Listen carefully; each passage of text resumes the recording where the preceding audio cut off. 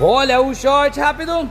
Galera, ó, 124, esse aqui é aquele 98 que a gente colocou a bexiguinha no molejo, tá? A gente tirou também a tampa de distribuição, vai sair um vídeo no canal sobre isso, tá? Esse caminhão tem retarde. Olha lá o retarde. E é isso aí, galera, se inscreve no canal pra não perder. O meu pai aqui já colocou o virabrequim, tá? Olha aqui. E aí, pai, como é que tá o serviço? Tá quase acabando. Quase acabando? Quase acabando. Ah, Se Deus quiser, amanhã funciona. aleluia, Deus é mais. Com certeza. Aqui esse caminhão quebrou o virabrequim com 5 mil quilômetros. Tem vídeo no canal aí. E agora trocou o virabrequim por baixo. Tá quase pronto.